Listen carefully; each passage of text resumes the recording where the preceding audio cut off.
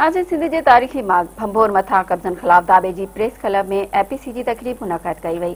उन हवाले से रिसुता शबीर अहमद खास खेली जी ही रिपोर्ट। जी नाज़रीन, उन वक्त मौजूद आहियां सिंध जे तारीख़ी माग भंबोर ते धाॿेजी प्रेस क्लब तरफां जेकी एपीसी कोठाई वई आहे उते सियासी समाज जे अॻवान हिते पण मौजूद आहिनि। अचो त हुननि खां वीचार वंडियूं त हुननि जो छा चवणु आहे। शहर बम्बोर आज लैंड माफिया लैंड ग्रेबर के उनके कब्जे में है, जिस पर बहुत अफसोस हो रहा है। और इस हवाले से अहले कलम ने हमेशा बम्बोर के मसाइल को उजागर करने की कोशिश की है। बम्बोर के मसाइल जो है वो अहले कलम की नज़र पूरी दुनिया में है, और दुनिया का तारीख का तालिब इल्म जब बम्बोर को पढ़ता है तो वो बम्बोर देखने को यहाँ आता है, मगर जब उससे यहाँ सहूलियात न मिले और जगह तंग हो तो वो क्या यहाँ से बात लेके जाएगा।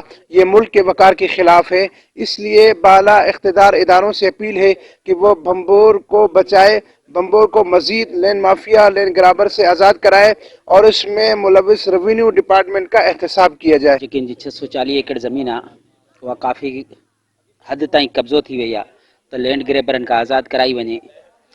त असां डीसी ठठो खां अपील कंदासीं त पंहिंजी टीम मुक़ररु करे जीअं ज़मीनूं अहिड़ा गारे जूं सॼियूं कैंसिल आहिनि तो बम्बोर जी ज़मीन खे आज़ाद करे दंग निशान लॻाया वञनि। लैंड माफिया हिन ज़मीन खे सोड़ो करे छॾियो आहे। हाणे 40-45 एकड़नि ते वञी बम्बोर रहियो आहे। हीअ सिंध जे सकाफ़त जो अञाण आहे। हिते ससी पुनू ऐं जेको इहो शहर हो, हीअ तमामु सिंध में हिकिड़ी पुराणी हैसियत रखंदड़ बम्बोर आहे। पर हाणे ज़रूरत न ॻाल्हि जी आहे त हिते कब्ज़ा ॾींहों ॾींहुं जेको कब्ज़ा माफ़िया आहिनि उहे सरगर्म थींदा वञनि ऐं हिते बम्बोर जी जेकी ज़मीन आहे उनखे हर रोज़ गिड़काईंदा पिया वञनि। तो सिंध तारीख़ी माग बम्बोर 1958 में जॾहिं बम्बोर जो पहिरीं खोटाई थी तॾहिं बम्बोर 640 एकड़नि खां मथे हो। हाणे हिन वक़्तु बम्बोर वञी 40 एकड़नि जे लॻभॻि वरितो आहे। बम्बोर जे चारूं पासा हितां जे मक़ामी जेके चूंडियल नुमाइंदा आहिनि, रेवेन्यू जी इंतज़ामिया आहे, जिते जा वॾेरा आहिनि, उनजी मिली भगत सां मुकमल तौर ते कब्ज़ो थी चुको आहे। हाणे जेकी 40 खां 50 एकड़ बचियल आहे उन ते बि हर रोज़ वालार करण जी कोशिशि कई पई वञे। असां सिंध हुकूमत खां सखावत खाते खां पूरी अपील कंदासीं फौरी तौर ते असांजे तारीख़ी माग खे बचायो वञे। जेकॾहिं तारीख़ी माग न रहंदा त असां न बचंदासीं। क़दीमी आसार क़दीमा बम्बोर जे माग ते ऐं हिन बम्बोर माग खे बचाइण जे लाइ त असां सभिनी सिंध जे माण्हुनि ते सिंधी माण्हुनि ते इहो हक़ थो थिए त असीं पंहिंजे शयुनि जी वारसी करियूं। हीअ हिकु महाग आहे असांजो बम्बोर जेको क़दीम आहे, क़बल मसीह खां वठी पोइ कई दफ़ा आबाद थियो, कई दफ़ा वरी इहो शहर टठो वरी आबाद थियो ऐं हितां ई शाह अब्दुल लतीफ़ भेटाई जी सभिनी खां बहितरीनु सूरमी ससी पुनू जो दास्तान हिन ई बम्बोर खां शुरू थिए थो।